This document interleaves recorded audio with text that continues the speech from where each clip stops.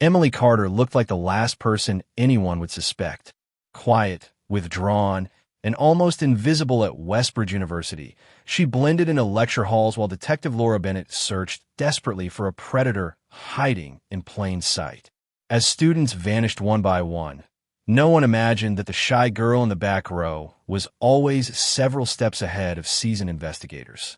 Behind her calm expression was a calculated mind studying every move the police made.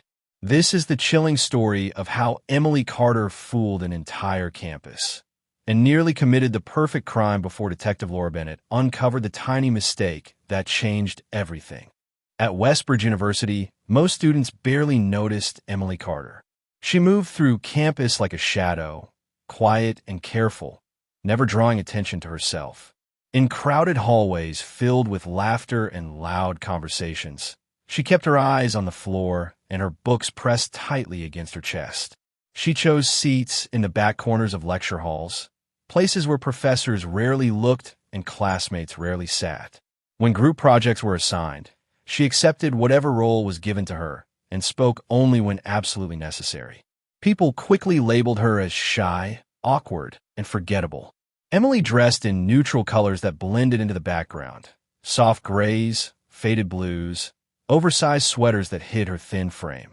Her hair was always tied back in a simple ponytail. She avoided social gatherings, skipped campus parties, and declined invitations with polite excuses. To others, she seemed anxious and uncomfortable in social situations.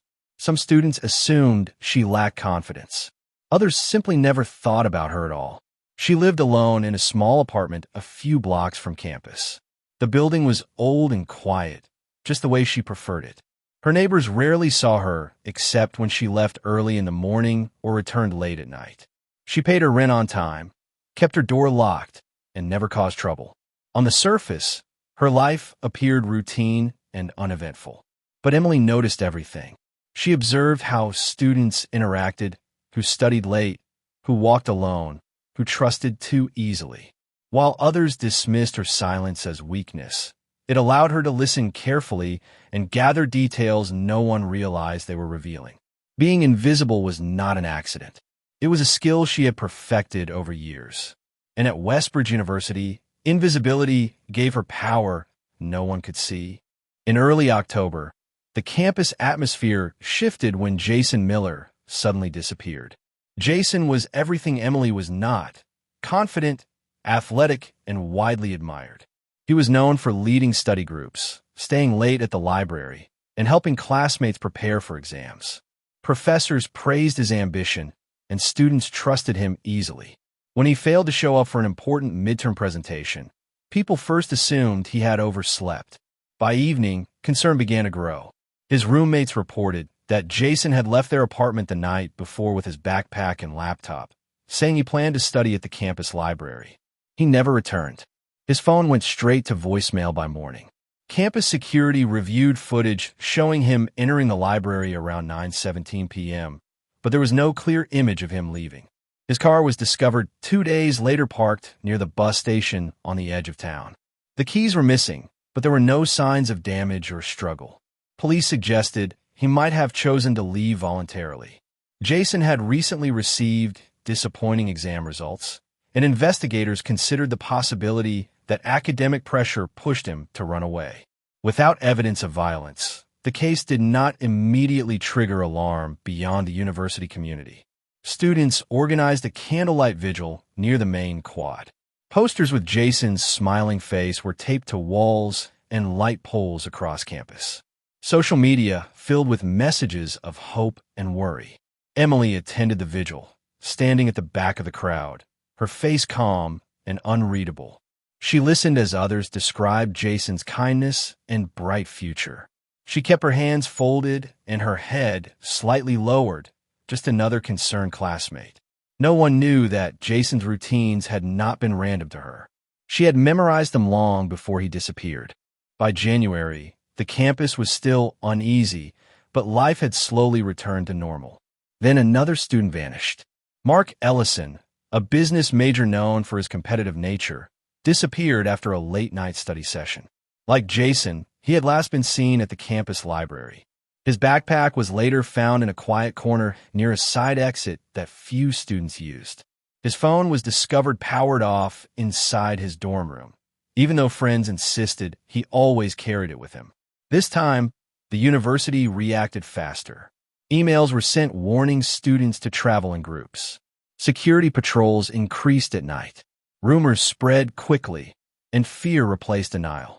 Some believed a kidnapper was targeting high-achieving students. Others whispered about secret societies or hidden campus crimes. Yet investigators struggled to find a clear connection. 3 months later, a third student disappeared under nearly identical circumstances. Like the others, he was academically competitive and known to study late. Again, there were no signs of struggle, no witnesses reporting screams, no clear security footage showing what had happened. It was as if each student had simply stepped out of sight and vanished. Detectives began building timelines, comparing schedules, and analyzing entry and exit logs from the library. They interviewed dozens of students, staff members, and security guards. Despite the growing pattern, no suspect stood out.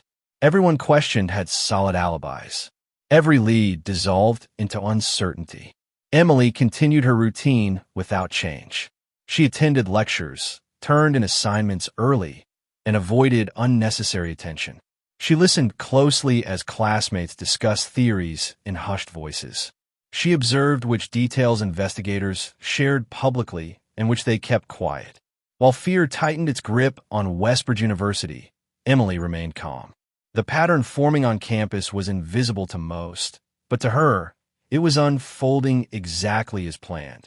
Inside her small apartment, Emily's world looked very different from the quiet image she presented on campus. The living room walls were covered with neatly arranged papers, color-coded charts, and printed campus maps. Strings connected names to schedules, favorite study spots, and daily habits. Every note was written in careful handwriting. Nothing was random. Everything had a purpose. She spent hours studying the flow of the university. She tracked when the library was busiest and when it was nearly empty. She memorized which security cameras were older models and which had blind spots. She learned the maintenance schedules for different buildings and identified entrances that were rarely used after dark. Over time, she built a private system of information that only she understood completely. Emily's interest in criminal investigations had started years earlier. She read articles about famous cases and analyzed where criminals had failed. She studied forensic science basics, learning how investigators collected fingerprints, fibers, and digital evidence. She understood how phone records were traced and how online searches could leave trails. Slowly, she trained herself to think several steps ahead. Her motivation was deeply personal. Throughout her teenage years, she had been overlooked and dismissed by students who valued popularity and competition above kindness. Those memories stayed with her, growing heavier each year. In college, surrounded by confident, high-achieving students, those old feelings returned stronger than ever. But Emily never acted out of emotion alone. She believed planning was strength. She convinced herself that intelligence made her superior to those who underestimated her. She chose her targets carefully, studying their routines for weeks before making any move. Behind the locked door of her apartment, she was not shy or uncertain. She was patient, methodical, and completely in control, or at least that was what she believed. As the investigation intensified, detectives began focusing on technology. They requested detailed campus Wi-Fi logs, hoping to find a digital thread connecting the missing students. After weeks of analysis, a small but unusual detail appeared. Each of the victims' phones had briefly connected to the same router located near a side entrance of the library, just minutes before they vanished. It was not strong evidence, but it was the first consistent overlap. That entrance became a point of interest.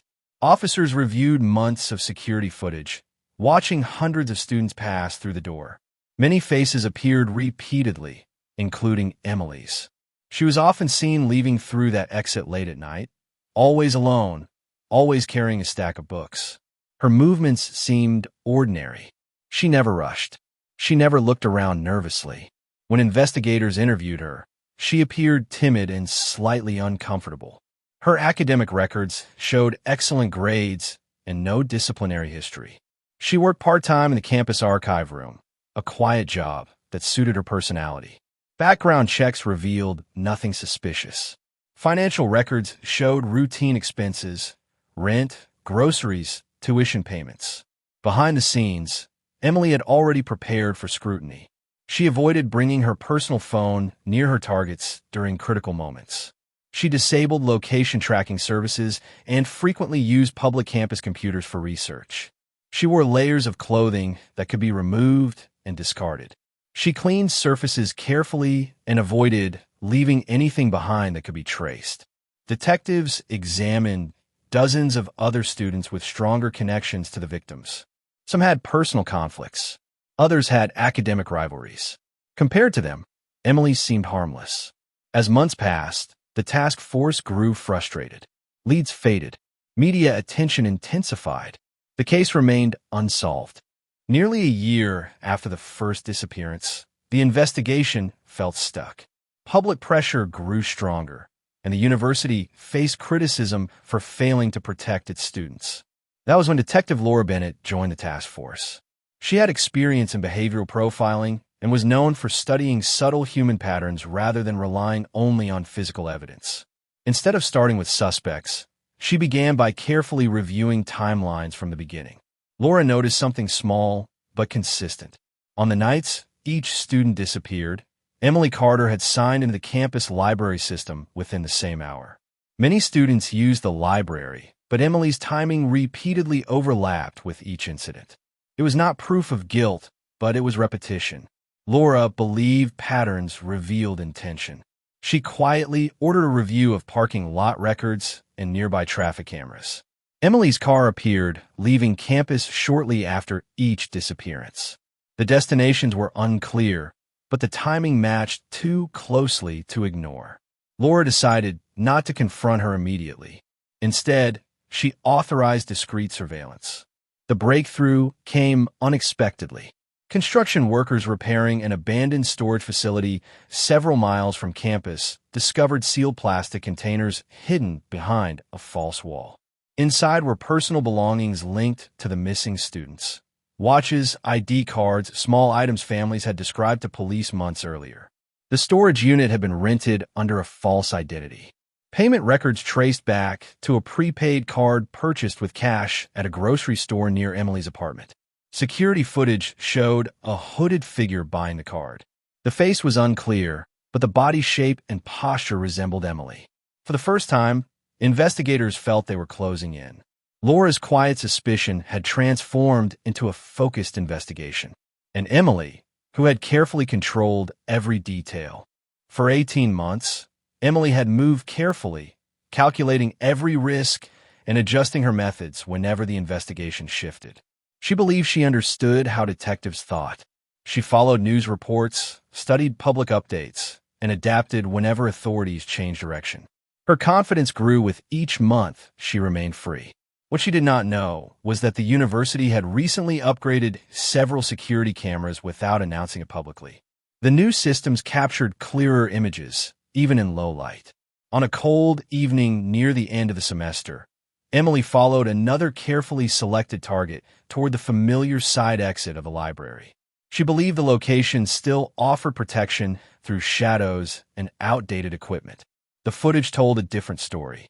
As she walked behind the student, one of the high-resolution cameras captured a sharp image of her adjusting her sleeve. For a brief second, a small birthmark on her wrist became visible. Investigators compared the frame to her university identification photo, where the same mark appeared clearly. It was a tiny detail, but it was specific and undeniable. Detective Laura immediately requested a warrant to search Emily's apartment. Officers entered quietly the following morning. At first glance, the apartment appeared ordinary. Neatly arranged books, clean counters, no obvious signs of violence. But a closer inspection revealed subtle irregularities in the flooring. Beneath loose boards, investigators discovered hidden compartments. Inside were personal belongings from each missing student, carefully labeled and preserved. There were no chaotic trophies, no dramatic displays, only organized records arranged with precision. Her laptop contained encrypted files filled with surveillance notes, routines, and contingency plans. She had documented everything with the same discipline she applied to her studies. The arrest stunned Westbridge University. Students who had once walked past Emily without a second glance now struggled to connect the quiet girl from the back of the lecture hall with the evidence revealed in court. News cameras lined the sidewalks outside the campus gates.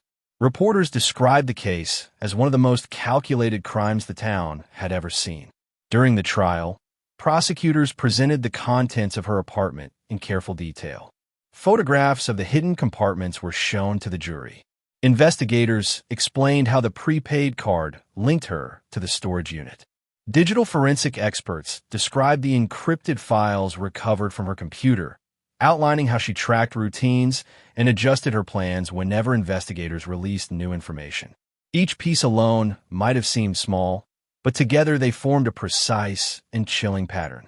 Psychological evaluations painted a picture of someone who felt invisible for most of her life. Experts described how prolonged resentment and isolation had slowly transformed into a desire for control. Emily had convinced herself that her intelligence placed her above others. She believed she could commit crimes without leaving traces, that careful preparation would always outmatch experience.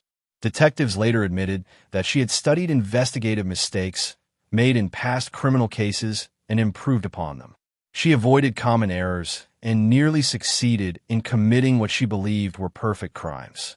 What ultimately exposed her was not emotion or confession, but repetition.